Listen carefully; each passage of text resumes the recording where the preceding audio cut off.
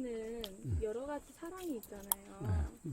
뭐 친구와의 사랑도 있고 부모와의 사랑도 있고 연인과의 사랑 연인과의 사랑도 있고 그 연인과의 사랑이 끝났다 할지라도 좋았던 기억이 있잖아요. 있죠. 추억?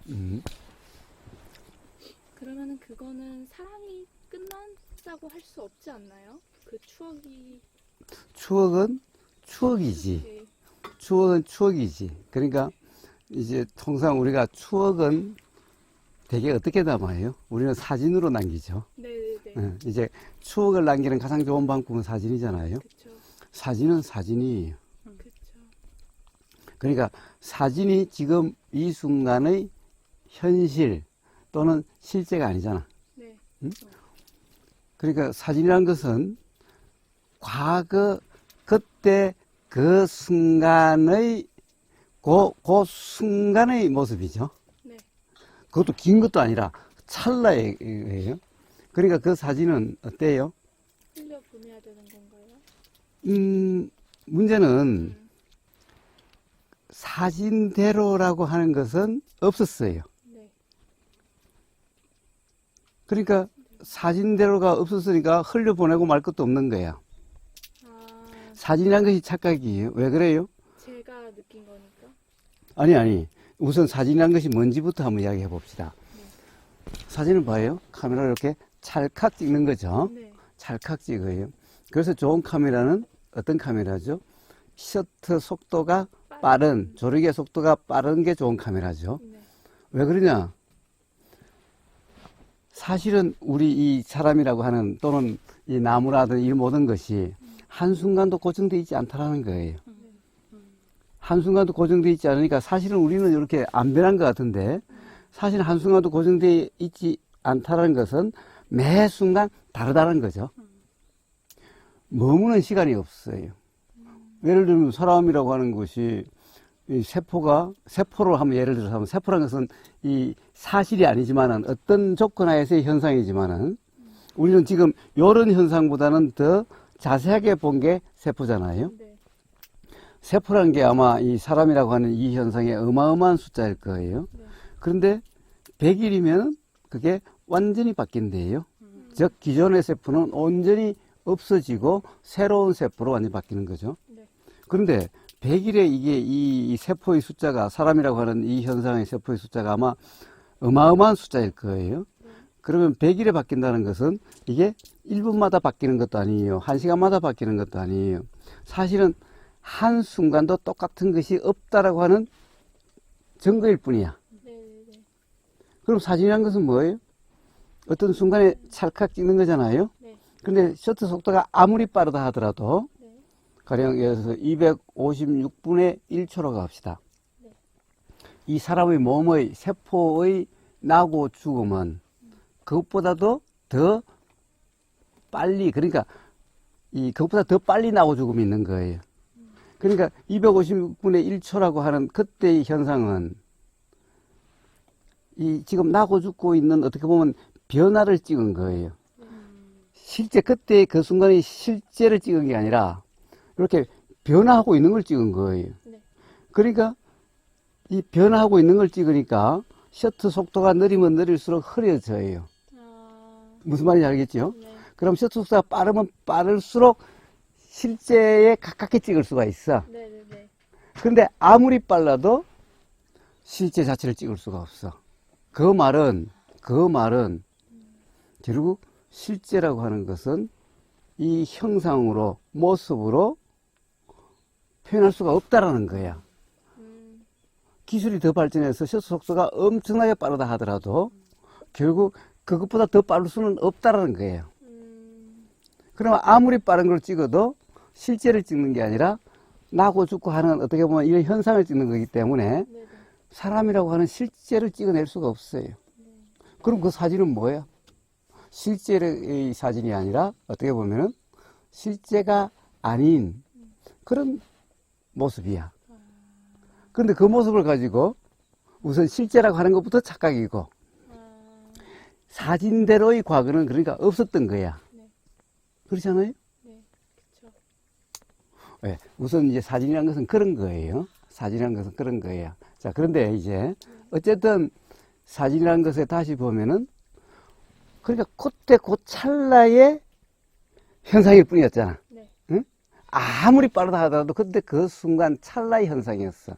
다음 찰나에 벌써 다른 현상이야. 그런데 우리가 감지를 못할 뿐이야. 응? 충분히 이해는 되죠. 네. 감지를 못할 뿐이야. 응? 자, 그렇다고 한다면은 그 사진도 실제가 아닌데 네. 사진대로의 실제가 아니었죠. 네. 네. 그리고 또 그것도 그 찰나의 한순간일 뿐이야. 그래도 찰나의 한순간일 뿐이야. 네. 근데 그 찰나의 한순간으로 그때 그 사람이 이랬다, 그때 나는 이랬다, 그때 우리는 이런 시간을 가졌다는 게 이거 도대체 이거는 전혀 당치 않는 생각이, 전혀 사실이 아닌 생각이지. 그런데 그 생각에 의미를 부여할 수 있나요? 그 의미를 부여하면 그것은 어리석음이야. 우리의 모든 경험이라는 것이 다 그러해요. 자, 그러면은 이 사랑의 추억이라고 하는 것은 뭘까? 생각이라는 거예요. 그래서 똑같은 사진을 찍는 그 순간에 예를 들어서 서로 사랑하는 사람이라 하더라도 그 순간에 대한 기억이 서로 달라. 같지를 않아. 그렇죠. 카메라가 다르니까. 카메라가 다르다면 카메라를 뭐라고 그럴까? 그 순간을 해석하는 해석이 사람마다 달라. 응? 카메라의 해석 방식인데 카메라의 해석 방식이 어떻게 보면 해상도니 이런 거겠지. 네. 근데 뭐 해상도도 카메라보다도 다 달라. 그렇죠. 응?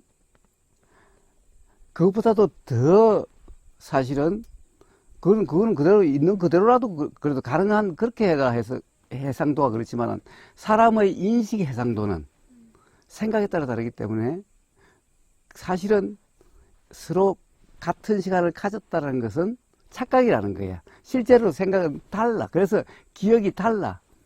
어떤 과거의 어떤 사건, 같이 경험했던 어떤 사건에 대한 기억도 달라.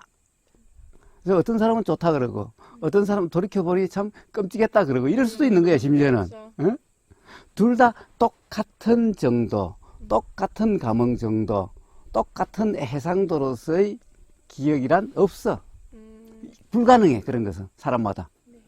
왜? 사람의 해상도는 과거의 경험에 의해서 결정되기 때문이야.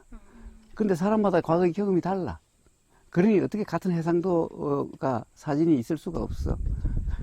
기억도 그래서 기억도 다 다르다는 거야. 그때의 그 기억도 사람마다 다르다는 거야. 그럼 우리가 같이 경험했던 그런 순간이 있었을까? 사실은 엄밀하게 없었어요. 그래서 가령 어떤 현상적인 사랑이란 각자의 생각대로라는 착각, 그리고 그 생각에 대한 또 해석에 달려있는 문제야. 네. 근데 이것을 공감했다는 것은 착각인 거야, 사실은. 근데 서로 그래서 맨날 서로 확인하려고 그래. 야, 그때 좋았지, 그때 좋았지.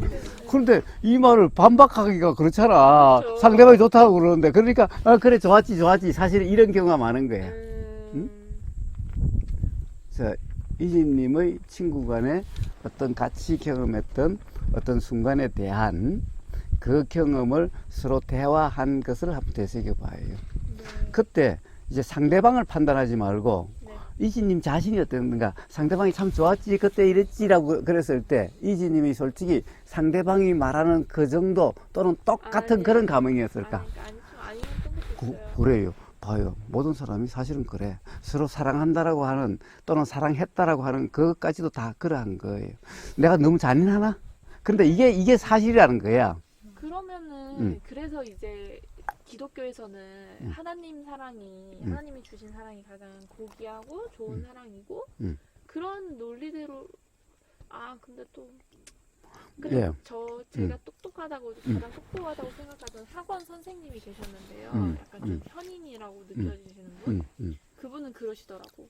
완벽하지 않은 존재를 사랑할 수가 없어서 자기는 더 이상 사랑할 수가 없다고. 그건 궤변이야. 그건 무죄의 말이야. 아, 그래요? 그럼 하나님은 어떻게 인간을 사랑할 수 있을까? 그럼 부처님은 어떻게 모든 중생들에 대한 자비심, 즉 사랑할 수 있을까? 응? 맞아요. 예. 그러니까 그런 말은 궤변이에요. 그럼 사랑을 알려면 어떻게 해야 될까요? 제가 착각하는 것 같아요. 제가 사랑을 알고 있다고. 예. 자, 네. 그래서 사람들의, 중생들의, 뭐 중생이라는 말을 써서 미안해요. 아니요, 저 중생. 그럼 보통 사람들의 네. 사랑은 대상에 대한 사랑이에요. 즉, 사랑하는 상대방에 대한 사랑, 어떤 물건에 대한 사랑, 자기 취미의 어떤 활동 내용에 대한 사랑, 항상 사랑에는 내용이 있어요. 대상이 있어. 네. 그러나 부처의 사랑과 예수의 사랑에는 대상이 없어요. 그냥 사랑이군요. 자, 대상이 있을 경우는 어떻게 해요? 대상에 대해서 자기가 생각하는 대상으로 대상을 생각하고 그 대상을 사랑해요. 그러면 자기 생각은 상대방이 아니에요, 실제로. 그럼 뭐예요? 자기 생각을 자기가 사랑하는 거야, 그냥. 예? 사실은 상대방을 사랑하는 게 아니야. 자기 생각을 사랑해서 나중에 그 생각, 제일 처음에는 그 생각대로라고 해. 그렇기 때문에 사랑한다고 그래.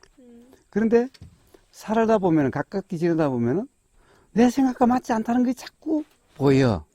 그러면 이제 더 이상 사랑이라는 그런 감정이 유지가 안 돼. 왜? 애초에 시작이 나는 내 생각대로 상대방이 그렇다고 해서 사랑이라고 한 거야. 왜냐하면 내 생각은 항상 내한테 만족되도록 생각이 작용됐어. 네. 그게 그렇게 착각이야. 생각이랑 상대방하고는 다른 거야. 응? 그러니까 자기 생각을 사랑하는데, 근데 이 사람은 자기 생각대로 상대방이 자기 생각대로라고 착각 상태였어.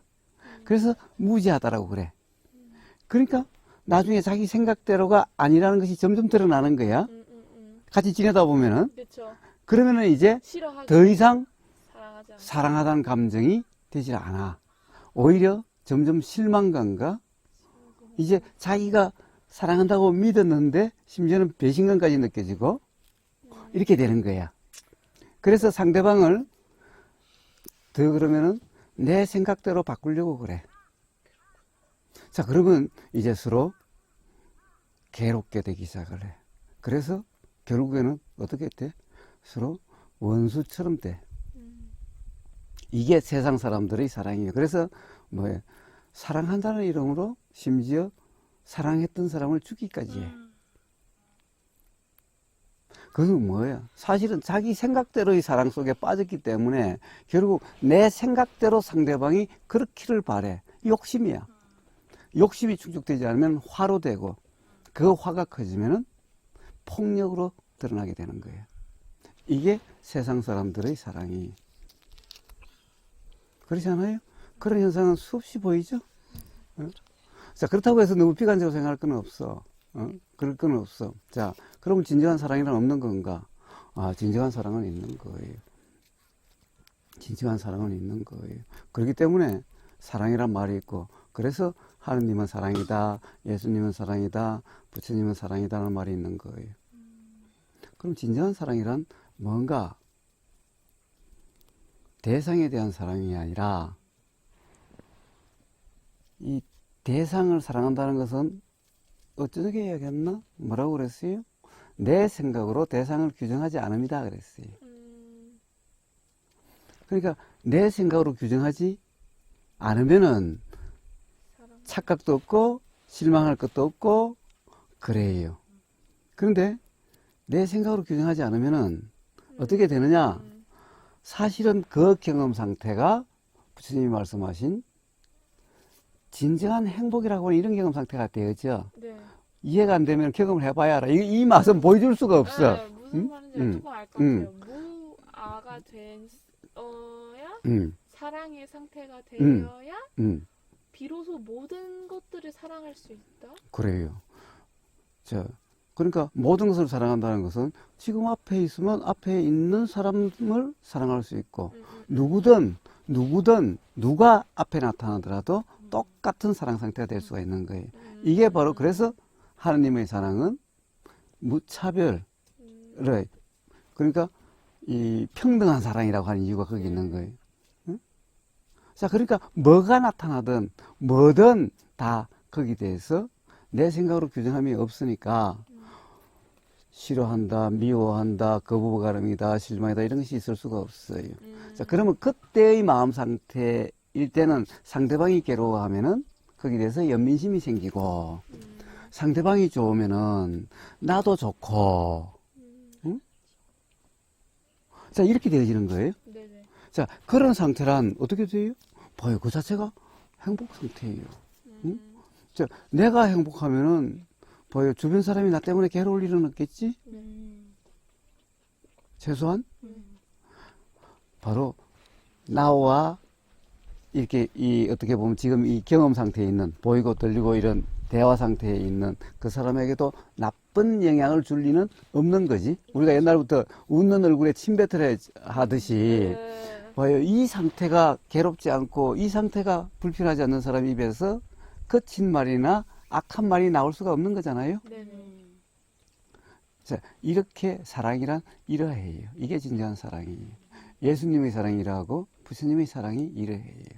그래서 하느님을 사랑해야 그래요. 하느님은 모습에 따라 다르지 않고 말의 내용에 따라 다르지 않아요. 단지 그런 것이 일어나는 것은 무지하면은 예수님을 십자가에 매달린 같은 그런 현상이 일어나도 그건 무지해서 그러할 뿐. 무지로 인한 거지 어떤 이 무지한 사람의 문제가 아니라 무지의 현상이야. 자, 그러니까 누굴 미워하겠어? 뭘 미워하겠어? 그런데 그것을 자기들이 했다라고 하는 그것이 무지이기 때문에 그럼 몰라서 지금 그렇고 그래서 괴로운 거니까 그걸 이제 비유적으로 하나님 저들을 몰라서 그랬으니까 용서하소서라고 하지만은 부처님은 용서하고 안 하고의 문제가 아니다. 그럼 무지의 현상이지. 무지한 자가 없으니 누굴 미워하고 누굴 용서하리. 네, 자, 그게 부처님과 예수님의 사랑이에요. 그래서 중생의 사랑은 다 자기 생각을 사랑하는 거고, 그러니까 그 생각대로인 거니까 욕심이 있게 되는 거고, 상대방을 내 생각대로 만들려고 그래요. 근데 그렇게 안 되면은 배신감과 실망감과 그래서 사랑했던 것만큼 화가 나고 자기가 사랑했다라고 하는 것만큼 배신감을 느끼고 실망감을 느끼고 그만큼 화가 나고 그만큼 믿게 되고 거기에 대해서 드러나는 게 거친 말과 상대방을 상처 주는 말과 그리고 폭력으로 드러날 수도 있는 거예요. 자, 이제 그런데 만약에 영원히 사랑한다라는 말은 사실은 불가능한 일인데 중생의 사랑은 영원이라는 것은 불가능해요. 응? 그러면 단지 어떻게 돼요? 끊임없이 자기 자신을 세뇌시켜 사랑한다고 사랑해야 된다고 나보고 온 사람인데 사랑해야 된다고 자기 자신을 꾸준히 세뇌시키는데 잘 될 리가 있나? 없죠. 없어요. 그런데 그러면 어떻게? 잘 되는 척하고 살아. 그 삶이 좋을 수가 없어. 사실 우리가 세상에 사랑한다고 하는 사람들의 실상이 그러해요. 그러니까 이런 이해가 없으면은 진정한 사랑을 할 수가 없어요. 사실은 중생들의 사랑은 전부 다 그러해요. 부모의 사랑도 예외가 아니에요. 부모도 맨날 남을 위해서 자식을 위해서라고 하더라도 아니 자기에게 만족을 주는 자식을 만들고 싶은 것일 뿐이에요. 즉 자기를 만족시킬 수 있는 자식을 만들려고 하는 게 부모의 사랑이야. 사실은 그런 것일 뿐이에요. 응? 내가 너무 각박하게 이야기했을지 모르지만은 그래도 예수님과 부처님 같은 사랑이 있다라는 거예요. 누구든 잘못된 이해가 없으면은 바른 이해가 있으면 누구든 예수님과 부처님 같은 그런 사랑을 누구도 다 할 수가 있다라는 거예요. 자, 그러니까 이런 세상, 험한 세상 그런 게 아니에요. 험한 게 아니라 너무나 생생한 어떻게 보면은 하느님의 은총이라고 이야기할 수 있는 이런 매 순간이 그런 삶이고 네. 부처님이 진정한 행복이라고 하는 매 순간의 삶이 사실 그런 거예요. 단지 중생들은 참 중생이 아니라 일반 사람들은 그걸 모를 뿐이에요. 몰라서 괴롭고 몰라서 진정한 사랑을 못하는 것일 뿐이에요. 네. 사랑이란 그러해요. 박수 쳐도 돼요? 박수가 나왔습니다. 이거 선사님의 말씀이었습니다. 근데 와, 저는 세상의 이치가 이지하다고 생각해서 그러니까 어떻게 보면 그리고 뭐 A부터 G까지인 줄 알았는데 아 A부터 E까지였을 수가 있겠다라고 생각을 했는데 그거를 이해하는 과정은 조금 어려운 것 같아요. 사는 동안 뭔가 관념들이 많이 들어오잖아요. 그래서 A부터 G까지가 아니라 사실은 A부터 뭐 E 아니면 그 전 일수까지가 있는데 세상의 이치가 삶과 죽음 이게 그거를 이해하는 그 과정과 연결고리들이 되게 어려워서 저한테는 아직 사랑이 어려워요. 그래요. 자, 그런데 그렇다고 해서 걱정할 거 없어요. 일단 사랑하는 감정이 생기면은 사랑해요. 그래서 깨지고 아프고 함을 통해서 자각되고 터득되는 거예요. 그래서 구더기 무서 장 못 닦는다고 그런 게 일어나도 이게 진정한 사랑인지 알 수 없어서 할 수가 없어. 그게 아니라 사랑이라는 감정이 일어나면 사랑해요. 그런데 단지 한 가지 이해해야 될 것은 아플 수도 있다. 사람이란 뭐 굳이 뭐 좀 관념적으로 이야기하면은